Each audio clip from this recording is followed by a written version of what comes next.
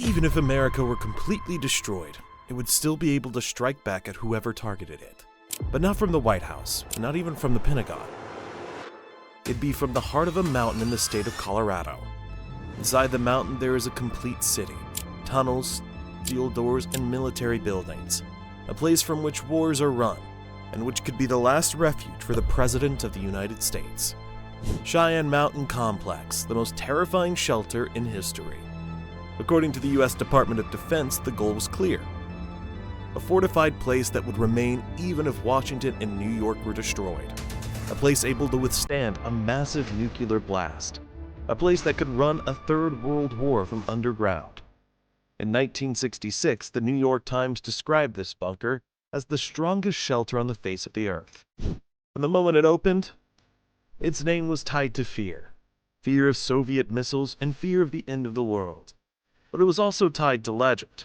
It appeared in movies, video games, and people's imagination as a symbol of Doomsday. Today, after decades, the question remains, is Cheyenne Mountain still America's secret shield? Or is it just a relic of the Cold War? Come, and let us tell you the story of a birth in a time of terror. In the 1950s, the world was changing. America and the Soviet Union were in a crazy arms race. Every year, more nuclear warheads, more intercontinental missiles, and more tests underground and in the ocean. According to a U.S. Department of Defense report in 1959, the threat was no longer theoretical. The enemy could strike the heart of America within minutes. That meant one thing. Even if Washington was destroyed, there had to be a command center. But where? The answer? Underground. In a rock formation protected by nature. The search took years, and in the end, the choice fell on Cheyenne Mountain. Why Cheyenne? First, its rock is hard granite. A 1960 geological study by the University of Colorado said Cheyenne granite could absorb a blast wave equal to tens of megatons. Second, its location is inland, far from the coast, meaning it's far from Soviet nuclear submarines, while sitting amid a network of air bases in Colorado. Third, it's close to Colorado Springs, a thoroughly military city with bases, airfields, and arms factories. In 1961, digging began. Work went on day and night.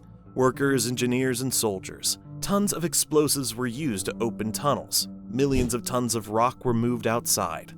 The result was a huge tunnel network and a space big enough to build 15 steel buildings underground. Each massive building was made of steel and set on huge steel springs to absorb any shock.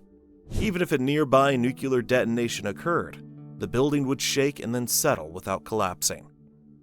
The doors weighed about 25 tons of steel and could close within seconds. Hundreds of military personnel went down inside.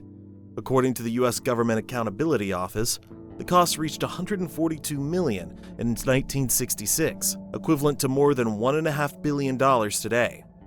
The opening took place in February 1966, in the presence of many military leaders. At that moment, Cheyenne Mountain became America's secret brain. It became the main headquarters of the North American Aerospace Defense Command, known as NORAD, the command that controlled most of the United States nuclear force, and at the same time housed the highest military ranks. That means it was the entity capable of defense and attack in the event of war. The 1960s ended, and the 1970s began. Fear still filled the sky. America and the Soviet Union were on the edge of an explosion. Here the peak years began. Inside this bunker, they watched the entire sky. They tracked every signal, every flash, every light, every movement in space. According to a 1972 U.S. Department of Defense report, the complex could continue operating even if a 30-megaton nuclear blast occurred a few kilometers away. This was not just a building, but a complete city under the rock. 15 steel buildings separated from the mountain and placed on giant springs weighing 1,000 tons to remain stable against any shock. Inside was a mix of military routine and psychological nightmare. Small mess halls for soldiers, narrow windowless sleeping quarters, air constantly filtered against gas and radiation, and deep water tanks fed from the mountain's layers. Everything was prepared so the hundreds of soldiers could live there for weeks without any outside contact. But the true heart of the complex was the operations rooms, dozens of screens and giant computers. According to the archives of the U.S. Air Force, it housed the ANFYQ system, the largest computer in the world at the time. Its job was to analyze data from radars in Alaska and Canada, along with signals from satellites orbiting the Earth, drawing red lines on the screens. Each line could mean a Soviet intercontinental missile. Each line could mean the beginning of the end of the world. In 1979, a near disaster occurred, a false alarm. The computer displayed a massive attack of 200 Soviet missiles. In the first minute, America prepared to respond. Officials called up nuclear aircraft that were about to take off. But after minutes, it turned out to be an error. A training tape had been loaded into the computer by mistake. The Washington Post said in November 1979 that the world was minutes away from a nuclear war because of a software error.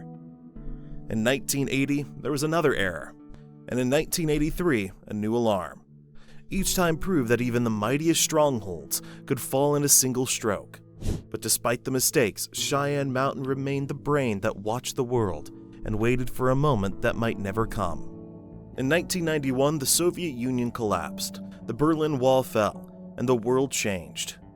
The Cold War ended, the nuclear threat diminished, people celebrated, but inside Cheyenne Mountain the feelings were different. Soldiers wondered, is our mission over? Is the nuclear bunker still necessary? The Pentagon began to recalculate. According to the Department of Defense in 1992, strategic risks had decreased, operating costs were huge.